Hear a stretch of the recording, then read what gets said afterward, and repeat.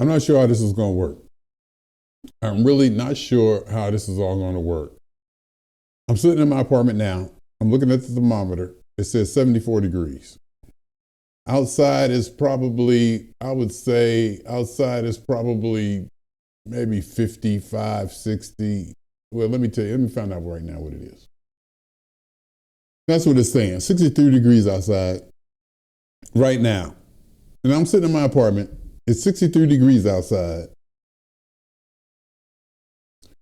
My in-house thermometer says it's 73 degrees in the building.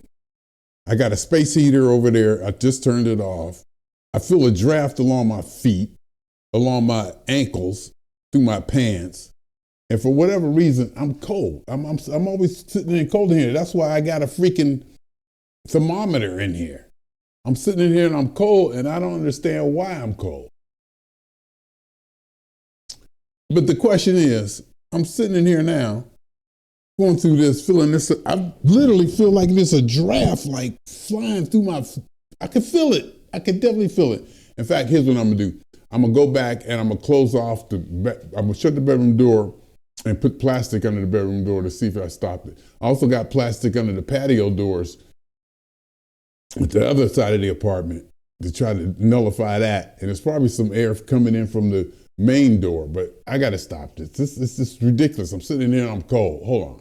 Okay, I got the bathroom door shut. Bathroom door shut. The bedroom has a big patio window, big window, sliding glass. It's fairly insulated, but it gets freezing in there. If I shut the door, it gets freezing in there. So what I did was I shut the bedroom door and I stuffed plastic under the door to try to keep the air. And I do definitely feel a little difference. It's not as much air flying in under a draft on my legs, and I'm sitting in there cold. So I got a space heater sitting over here. But the main question is, the big question being, if it's 63 degrees here, and I'm sitting in my apartment, I'm cold, what's it gonna be like when I go to Ohio? What's it gonna be like when I go to Chicago? What's it gonna be like when I go to Cleveland in February? Am I supposed to do these things? Am I supposed to realistically go to these places and expect to survive? I don't know what to think. I just don't know what to think anymore.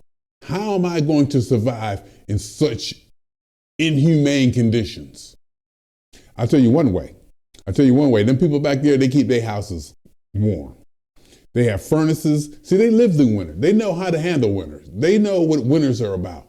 They know what winters are supposed to do and what winters, that looks good for an integrated camera. No, that's not the integrated camera, that's this camera. Okay. My bad, I'm supposed to be talking to you guys. I keep forgetting. I'm supposed to be talking to you guys, like you guys are you guys. Like there's somebody actually out there who's you guys. And there's somebody out there listening to you, boy. Ain't nobody listening to you, Negro. You just talking to yourself. And you know what? Do you know what? You like it that way. You like it, nobody being out there. You like nobody watching these because you really just want to talk to yourself. You don't want to be obligated to anybody. That is your problem, Mr. Mitchell. You do not want to be obligated to anybody. And in exchange for that, you don't want anybody obligated to you. In fact, when people do things for you, you feel weird and funny. You want them to stop because you know human beings will do this, they'll do that, and then they'll turn around and say, oh, well, didn't I just da-da-da-da-da-da, could you? And you're like, See, I don't want to go too far deep into it, but I think I done started it. I think I done started it, so we got to at least dive into it just a little bit. There's probably only 2 or 3 people that I ask for anything. There's only 2 or 3 people that I usually ask for anything. And in those situations, I feel that they are compensated for the ask. I feel that I've done or I reciprocate or something for the ask, for that specific request. I shy away from relationships, relationships is the word, where me and another entity have an ongoing understanding that I'm there for you, you're here for me. And I say this because I truly believe, that I don't ask for much. I don't believe I ask or depend on people for much. That may not be the case.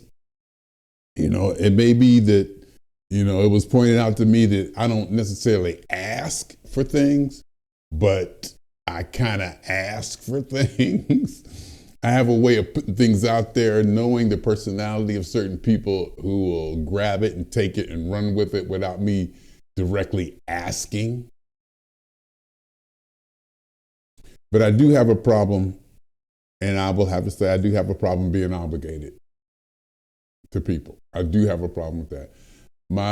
I used to say a long time ago, I'll sleep under a bridge. I'll sleep under a bridge before I'll be indebted or endowed or obligated to another person. It's just too difficult for me. Now, having said that, which was completely off of the topic of which I started this thing, this is what we're talking about. This is what we're talking about right here. From 63 to 46. 63 degrees, 46. Humidity is 90% though. You see that? The humidity is 90%.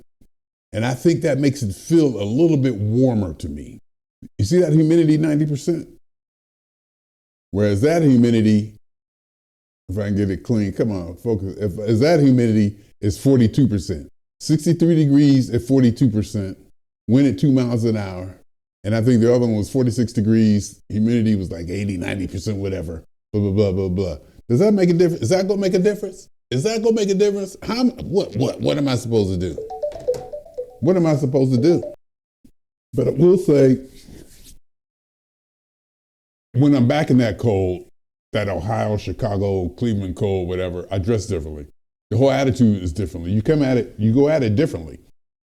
You just go at the whole process differently. So your mindset is in a different era. Maybe here I feel like I should be warm all the time when I shouldn't be. In fact, you know what? Let me tell you something. Let me tell you something right now. Last 2 nights, I slept in pajamas.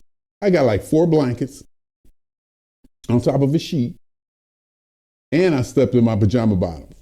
I guess you can call them pajama bottoms. They're pants you could wear outside. I mean, it's like that flannel, checkered stuff, full-length pants, and a t-shirt.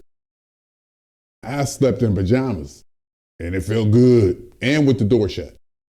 And that's just because my apartment out here doesn't have a heater. There's no heater in here. There's no heater.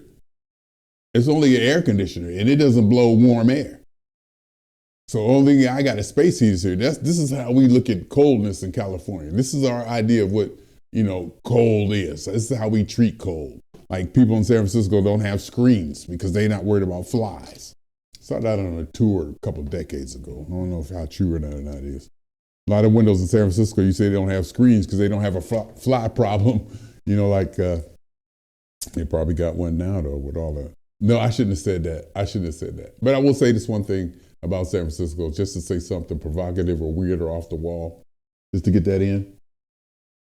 When I see homeless people in LA, you can see how they roll up, they set themselves up, roll over, curled up to go to sleep. I see a lot of homeless people, but you can see how they just kind of prop themselves or got themselves in a position to go to sleep. When I went to San Francisco and stayed in the Tenderloin, I went from, I guess, Union Station or Civic Station, whatever it was, from the airport. I had to walk to my hotel. I saw more people. They were slumped over as if they passed out or they nodded off or something. You could tell by their posture and the way their body was that they just didn't lay down to go to sleep. Whatever happened, they fell out or whatever. It was more than one of them. It was more than I'm used to seeing. And I'm used to seeing homeless people a lot. But that's one thing in San Francisco I did notice. Yeah, you see people, they were just the way they were like turned over or like slumped over something or like literally even hanging off of something or getting ready to fall or something. You can see they're out, you know. I saw, you know, a lot of those people. They have a situation up at San Francisco. They have a situation up at San Francisco, but you know, that's neither here nor there. It's still a beautiful city. You know, still was nice being in the city, the hills and architecture, the way the structures are, how you have like a market, like a food market, liquor store, and then the apartments, brownstones, whatever, townhouses, whatever those are on the street. Then you have like a gas station and everything's built like up and kind of close, and like I said, the architecture, or you know, ornaments and stuff like that. But not sure how I got on that topic, but you know what another topic is? That's what I'm talking about. Y'all see that? That 205? Look at that. That 205. Is how beautiful is that 205? Is that 205 beautiful to you? It's beautiful to me. That 205 is beautiful to me. Now, granted, I'm 205 today. The way I fly and the way I eat, I'm taking Mr. Scale with me. By the time I get on the scale where I'm going, the numbers should be really, really right. The numbers should be really, really right. But the next 2 weeks or so, whenever, what I'm about to go through, I have to maintain. I have to maintain. It's very difficult, but I'm going to have to maintain. There's a lot of good food back there. And then people cook. There's a lot of good food back there that you can get from, you know, fast food, whatever foods that I grew up with, or whatever, my Wedgwood pizza, my hold on.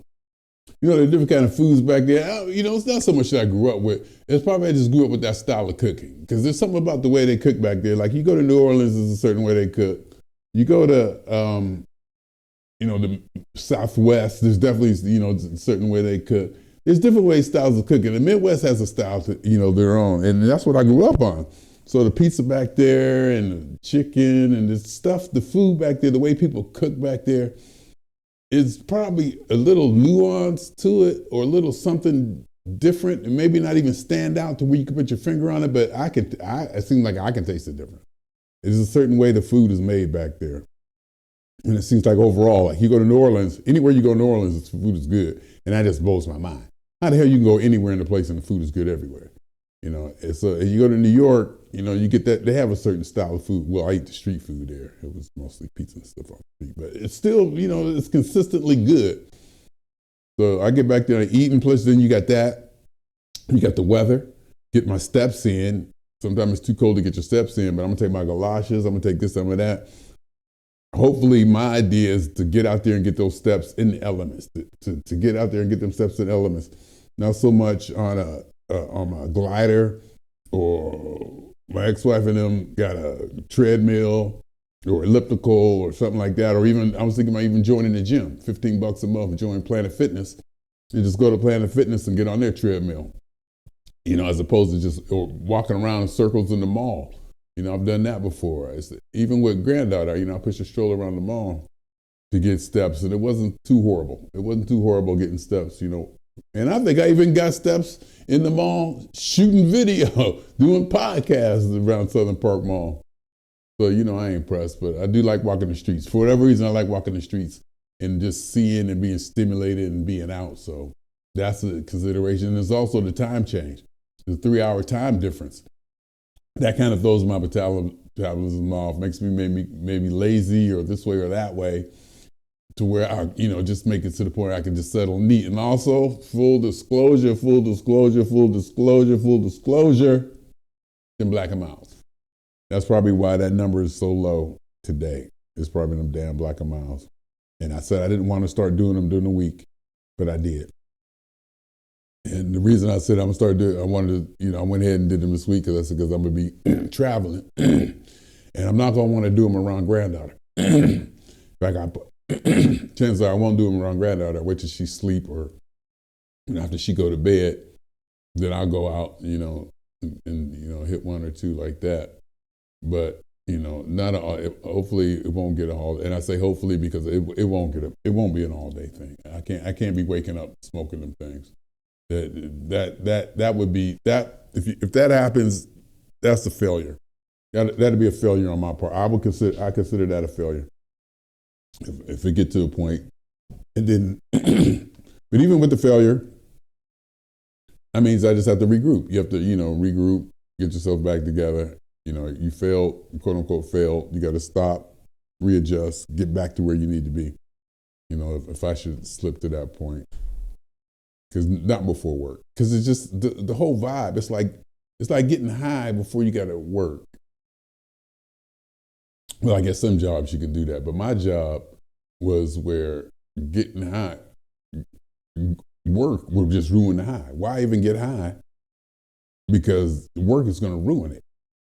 And the high is going to ruin work, and work is going to ruin the high. So it's just, better to go straight and wait till after work or do whatever, drinking or whatever. I never really drank before work. And I was alcoholic.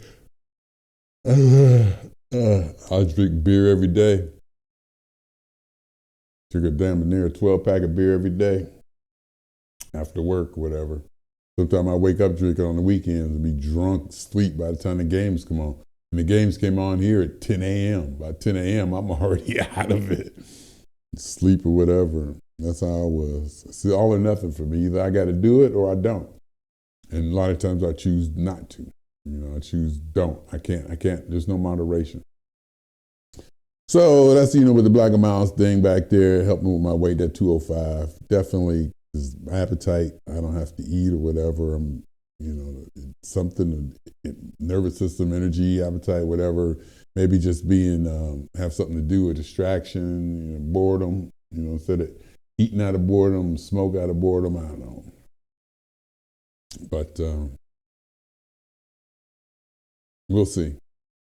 Do that 205 in that cold. That's what I'm talking about, 205 in that cold.